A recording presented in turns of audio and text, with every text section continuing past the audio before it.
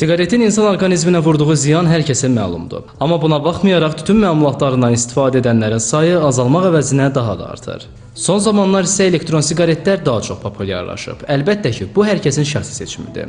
Amma siqaretdən istifadə edənlər bəzi məqamlara xüsusi diqqət yetirməlidirlər. Çünki istifadəçi yalnız özünə deyil, ətrafdakılara da ciddi ziyan vurur. Bəs maraqlıdır, bu cür hallarda ictimai yaşayış obyektləri hansı tədbirləri görür?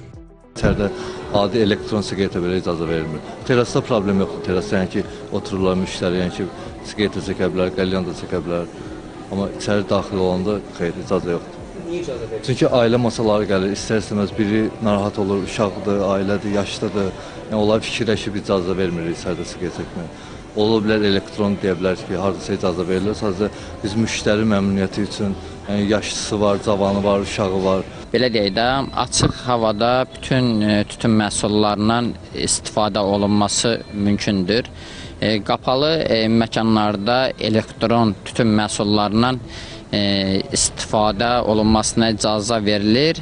Əks halda ətrafdakı insanları narahat etməyəcəksə, o halda icazə verilir. Əksəriyyət düşünür ki, elektron siqaretlər ətrafda olan şəxslərə digər tütün məmulatları qədər ziyan etmir. Həkimlər isə tam fərqli mövqedədirlər. Ziyanlar ondan ibarətdir ki, elektron siqaret tərkibində polipropilen qlikol var. O da tüstü ilə birlikdə termik təsirdən formaldehiddə və başqa kimyəvi maddələrə çevrilir və ağciyərdə qıcıqlandırıcı, bronxlarda qıcıqlandırıcı effekt, mikrobronxlara bronxolit yarada bilər. Bu da ciddi və nadir olan bir xəstəlikdir. Buna görə tövsiyəm odur ki, baxmayaraq bu elektron siqaret, onun istifadəsi maksimal azaltmaq və elektron siqaret çəkənlərin yanında çox təmasda olmamaq.